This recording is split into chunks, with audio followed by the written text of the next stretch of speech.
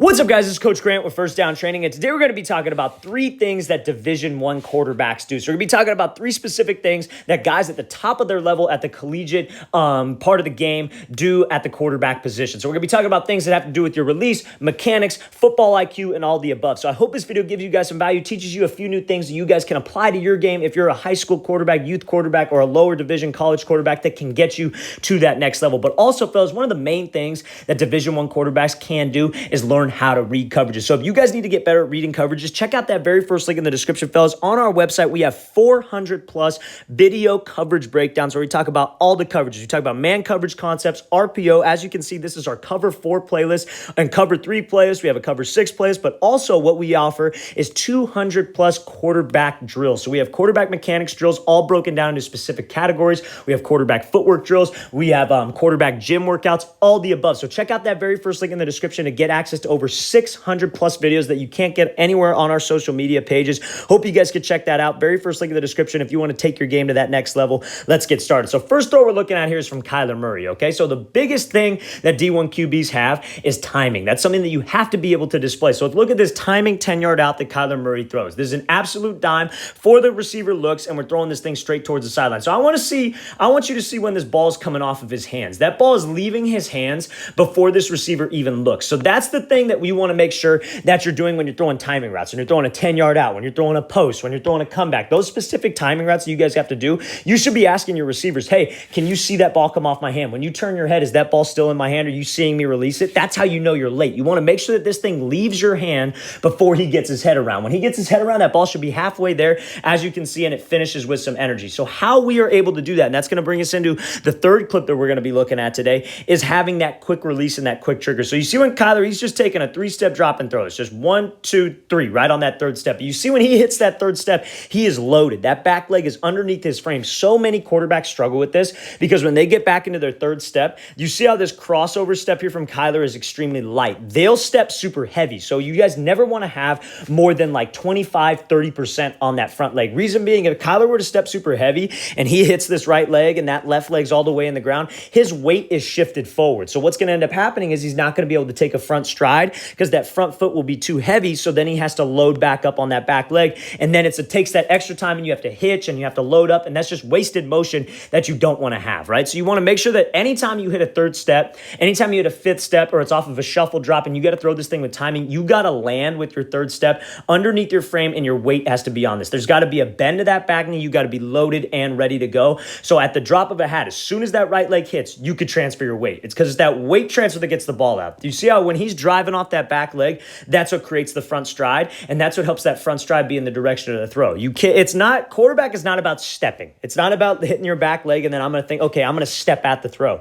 It's a weight transfer. You're trying to get that weight, and it's not even like you're pushing from the inside arch like a pitcher. You're shifting the weight from your back leg to your front leg. It's not about pushing. It's about shifting. You want to shift that weight because when you shift that weight through, that's what allows your hips to rotate through. And you see how Kyler, he's got great external rotation. That front hip rotates through. His back hip is coming through before the football. That's the point that we want to be at. I know this video is not necessarily about mechanics, but that's why you guys want to be loaded on that back leg. 1, because it gets the ball out of your hands quicker. 2, because you're going to be in a more efficient spot to be able to transfer your weight, get your hips to rotate through, and generate more velocity on this ball. Because again, timing a lot of the times also is about velocity. Because if you can't put it out there with velocity, you got to throw this thing crazy early, and that could throw off your timing with a lot of different receivers. So this is a perfect example of why it's so important to be loaded. Now, another thing that you got to take into account, Kyler does not move this ball. When he drops back, he's keeping that thing at the same spot the entire time. That ball is at his chest, and when he goes to throw, that ball is at his chest. There's no load up. He doesn't raise it up to his ear. He doesn't load it back to his back armpit. That's what so many guys struggle with. And sometimes guys will hold it low,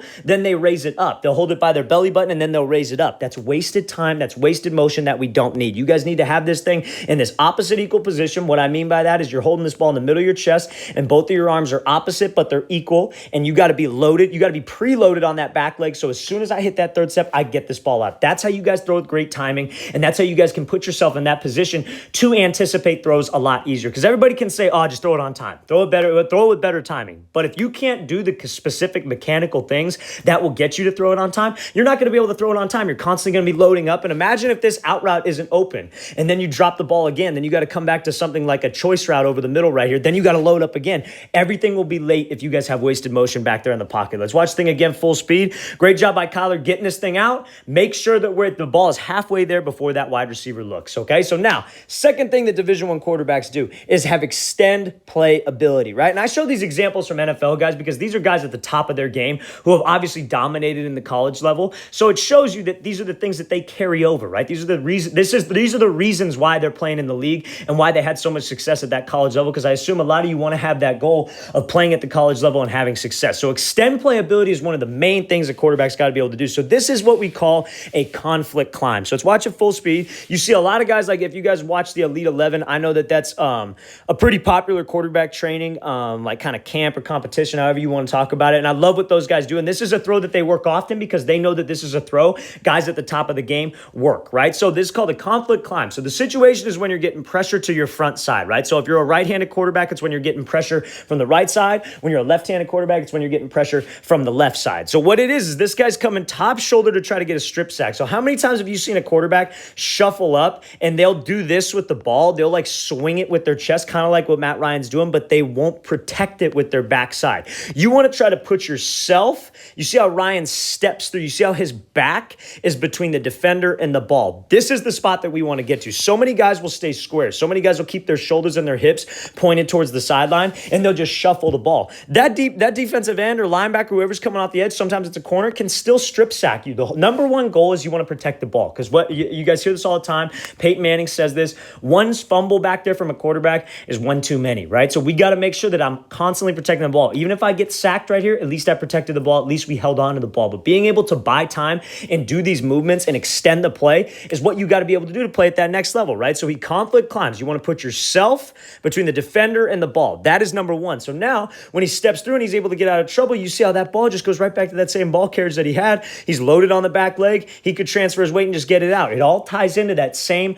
basic principle we were just talking about with Kyler Murray. You want to be loaded on that back leg, preloaded on that back leg, and have that ball in a position ready to go. Because imagine if he was getting out of trouble right here. Imagine if he got out of trouble and then he had to set up, load up, lift the ball to his ear. He would be sacked, or the guy would hit his arm on the way back because it's just taking too long. So if you're a quarterback and you like to load up, you load up on everything that you do. You stand super narrow in the pocket, then you come back down to throw. You got to fix that bad habit if you want to be able to play at that next level. And you're going to see why in this next clip. Let's watch the thing again, full speed. So again, be a Division I quarterback. What those guys do best is they don't show on film that they could just do the things that the coach asks them to do, right? They're not a one-read quarterback. They're not just a two-read quarterback. They can extend the play, do things that coaches don't expect them to do, and get themselves out of trouble. Let's watch it again, full speed one more time. Great job showing that conflict climb there by Matt Ryan, and then getting this thing obviously out of his hands. Perfect example of what you guys need to do. So now we're going to be taking a look at this clip here from Marcus Mariota, right? So I want you guys to see how tight this throwing window is at the next level, at the NFL level, obviously, right?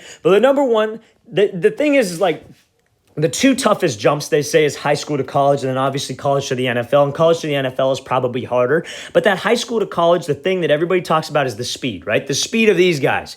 Everybody's the fastest dude on their high school team, right? So you imagine playing the fastest guy in your league in high school or youth ball, and imagine there being 11 of them on the field, and they're trying to take your head off, 4 of them trying to take your head off, 5 of them trying to take your head off, and you got to fit this thing into a tight window on time. That's why, again, I bring up that release speed. I bring up being loaded on the back leg and getting the ball out of your hands. So you see how Mariota right here, like, again, weights on the back leg, already preloaded. And where does he leave that ball? He does not raise the ball. He does not start with the ball low. He goes straight from where he's dropping back to just straight through. And again, he doesn't have necessarily like the quote unquote prettiest motion, but he has his own motion, right? And he was able to get to the highest level of football. And again, maybe he is a backup, whatever. I really could care less because he dominated in college. He got his school paid for, and now he's making millions of dollars, right? You give me the worst quarterback in the NFL. He's in the top 100 in the entire world. He could do whatever he wants with the football, right? So for people to say like, oh, why are you showing an example? This guy's a backup. Because for him to even make it to that level shows that he's doing something right?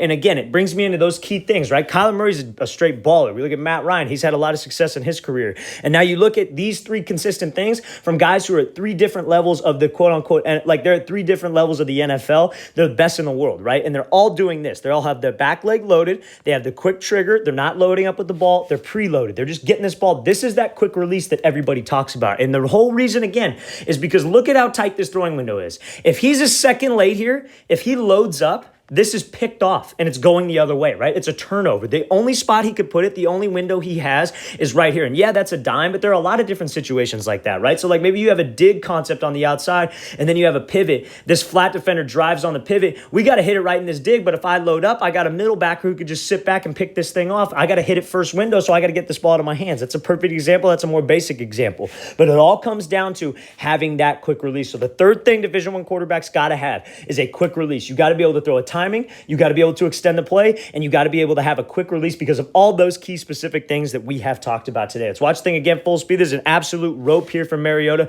Really like this throw. Just quick, transfer my weight, and get this ball out of my hands. All right, guys, really want to thank you for watching. I really appreciate it. If you guys have any questions at all, please don't hesitate to leave those in the comments below. Always appreciate the feedback. Always appreciate the insight you guys have, so I want to thank you for that. It helps me come up with new ideas for videos, so I appreciate it. And again, fellas, if you want 400 plus coverage breakdowns, just like the film that we break down on this page, but all based on reading defenses. We have playlists on cover 1. They're all organized. Cover 0, man coverage concepts, RPOs, advanced play concepts. And then if you want 200 plus drills for quarterbacks, check out that very first link in the description, fellas. All those videos organized, set, ready to go for you. Hope you could check it out. I'll see you guys next time.